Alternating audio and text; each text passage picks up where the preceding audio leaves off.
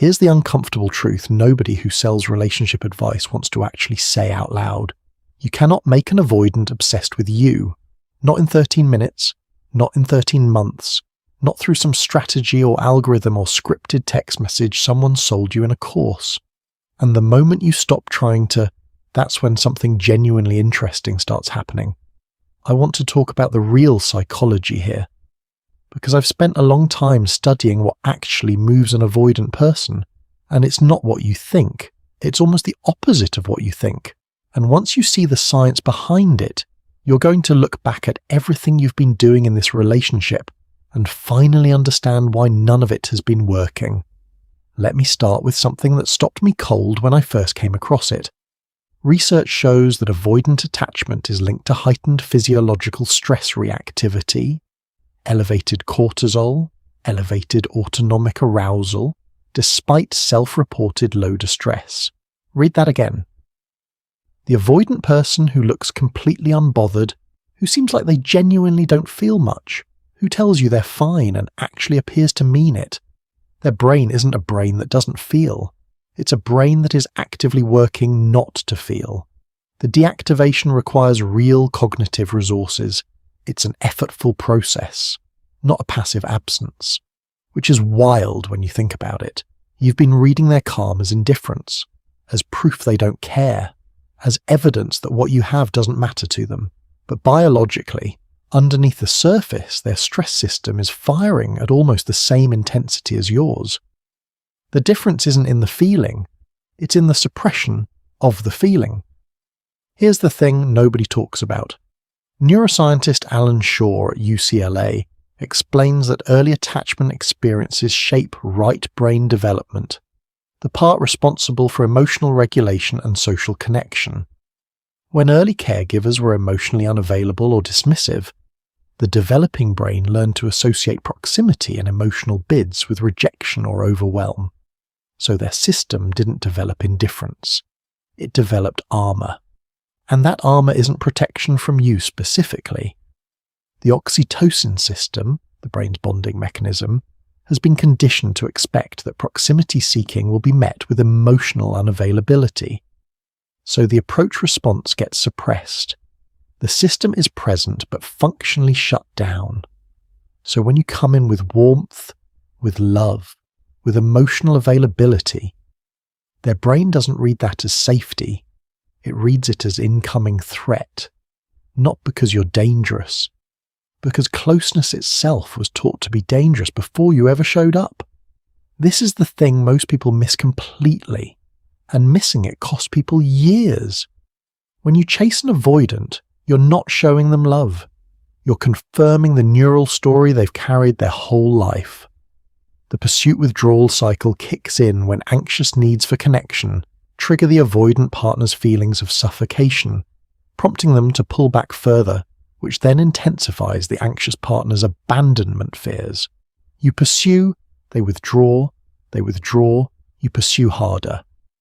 Researchers Amir Levine and Rachel Heller call this the anxious-avoidant trap. Couples stuck in this painful loop sometimes for months, sometimes for years.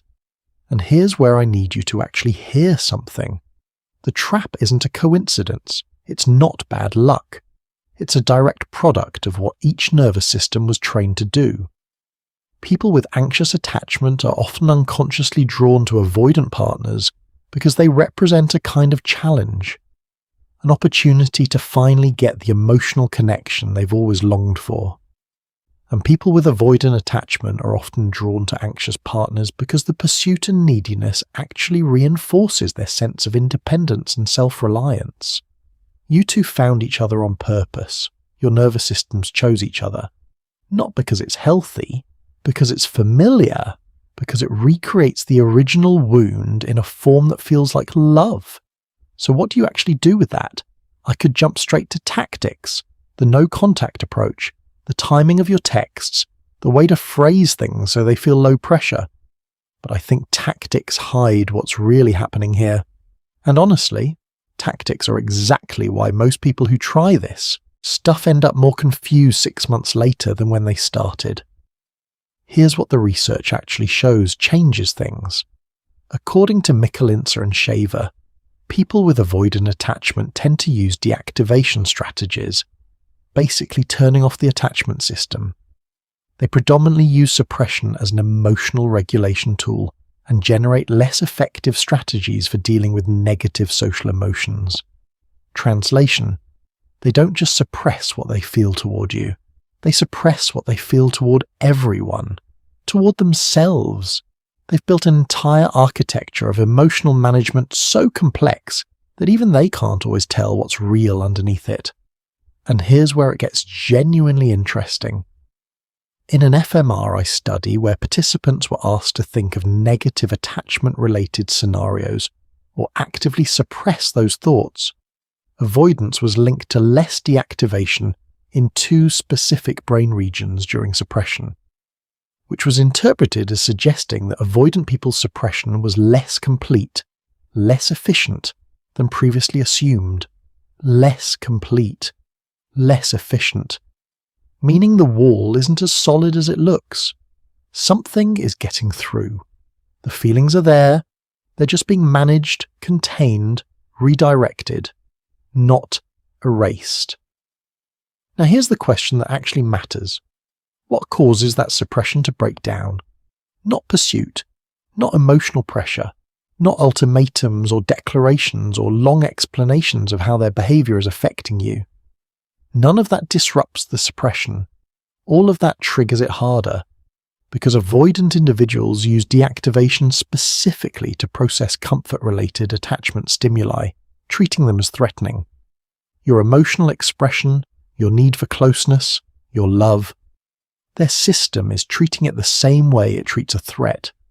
The suppression ramps up to match whatever intensity you're bringing. What actually disrupts it is something far less dramatic. It's genuine withdrawal of your anxious energy, not strategic silence designed to make them miss you, not calculated distance designed to provoke a reaction. Actual redirection of your emotional investment back toward yourself. And I know that sounds almost too simple.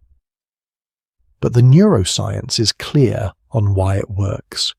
Research found that for insecurely avoidant individuals, having their romantic partner present during a stressful experience was associated with increased heart rate and blood pressure. Their body is stressed by closeness. But the reverse is also true, and almost nobody talks about this part. When you remove the consistent pressure of anxious pursuit, their nervous system stops having to work so hard at suppression, and that's when what they actually feel has space to surface. Think about what your pursuit has actually been doing in this dynamic. Deactivating strategies are ways to escape or minimize the emotional pain caused by attachment figures who are unavailable or unresponsive. Their whole purpose is to turn off the attachment system and prevent feelings of vulnerability, rejection, disappointment. Every time you pursued, you gave their system a job to do. Suppress this. Manage this. Maintain distance from this. You were, unintentionally, keeping their deactivation system fully employed, giving it something to work against. When you stop, when you genuinely stop, their system suddenly has no incoming pressure to suppress, and that quiet is foreign in a way you probably can't fully appreciate. The amygdala, the brain's threat detection center, plays a central role in all of this. It processes whether the people around us are safe or dangerous, whether proximity is something to seek or avoid. When you remove the threat signal, the amygdala recalibrates, and in that recalibration something unexpected happens. The attachment need, the one they've spent their whole life suppressing, starts looking for something to attach to. And who's been consistently present, consistently warm, consistently a known quantity? You. This isn't a trick. This is biology. Avoidantly attached individuals have learned to shut down the social engagement system as a protective response to a relational environment where approach wasn't rewarded. They learned, at a subcortical level, that connection isn't safe. But they didn't learn it isn't needed. Nobody learns that. Because it's not true. Connection is wired into us at a level that no amount of early wounding can fully override. Now, and this is where I need to be completely honest with you, what I just described doesn't mean go back to the same dynamic and wait patiently for their suppression to lower. That's not what this is. One prevalent deep belief for avoidant people is that they're unworthy of love. It stems from early experiences of emotional neglect, leading them to assume they must be inherently flawed or unlovable, and you walking back into the same dynamic without changing what you bring to it just confirms that belief in a different way. It tells them, even someone who sees how I behave will accept it, which means I must be as defective as I feared, because no one with real self-respect would stay. This is what breaks people's hearts in these relationships. They think staying, being patient, having no expectations, that's what an avoidant needs. But at a deep psychological level, it does the opposite. It removes the mirror. It confirms the avoidant's unconscious belief that they can operate without reciprocity, without accountability, without growth. What genuinely shifts the dynamic, what actually creates the conditions for an avoidant to move toward you, is you becoming someone who isn't organized around their behavior, not performing that, actually being it. Because there's a version of detachment that's still pursuit in disguise. You go quiet, but you're checking their stories within seconds of them posting. You stop texting, but your entire emotional state still rises and falls based on whether they replied to a mutual friend. That's not withdrawal. That's pursuit wearing a different costume. And an avoidant whose nervous system has spent decades reading the room will feel the difference immediately. In everyday terms, avoidant adults don't get as much of a reward boost from positive feedback or closeness, and their brains process threats differently. They may appear calmer or less reactive to rejection, but this often reflects detachment rather than genuine security. They're not oblivious. They're hyper-attuned. They've survived by reading relational signals that most people never consciously notice. So they will know if your withdrawal is real. And here's the brutal, honest part. Real withdrawal. Actual, genuine redirection of your energy toward your own life isn't something you do to get them back. It's something that happens when you've genuinely decided you're no longer willing to be the only one doing the work of maintaining connection in this dynamic. When the cost becomes real to you, in a way that nothing else can replicate. Research on earned secure attachment shows that people can shift from avoidant to secure attachment styles through corrective relational experiences, learning to trust others, expressing needs, experiencing responsive care that slowly rewrites the nervous system's threat response to closeness.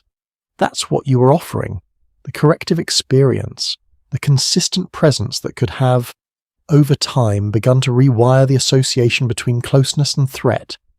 But a corrective experience requires two people who are both in it. One person offering security isn't a corrective experience. It's a one-sided transaction that eventually bankrupts the person providing it. So what do you actually do right now, in whatever situation brought you here? You stop making their regulation your responsibility. You stop interpreting their distance as a problem for you to solve. You stop reading their silence as something you caused, and therefore something you can fix. Research found that highly avoidant individuals felt threats to belonging and self-esteem specifically after experiences of being over-included. Over-included. Think about that for a second. The thing that triggers their threat system isn't rejection.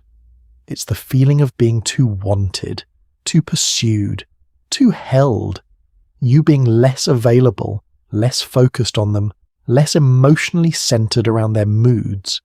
That's not punishment. That's removing the exact condition their nervous system has been defending against. The version of you that is full, genuinely full, not performing fullness, is the most interesting version of you to an avoidant. Not because it's a strategy, because their entire system is built around maintaining independence, and someone who doesn't need them, who isn't organized around them, who has a life that's genuinely real and satisfying without them. That's someone who doesn't threaten the independence they've spent their whole life protecting. The irony is almost cruel. The more you needed them, the more you became the thing they defended against. The less you need them, the safer you become. The safer you become, the closer they can get without their system sounding the alarm. But here's what I want you to walk away understanding. Whether this particular avoidant is capable of the growth required to actually build something real with you, you can't determine that in advance. Research shows a clear link between lower psychological well-being and avoidant attachment. Their pattern is costing them. It's costing you. And the only thing you can control is what you're willing to keep paying. Stop trying to make them obsessed with you. Start becoming someone you yourself are obsessed with. Because the version of you that has walked through this, that has loved someone difficult and held your own dignity through it, that person is extraordinary. And extraordinary people don't wait for someone to figure out their worth. They simply live it and let the other person choose.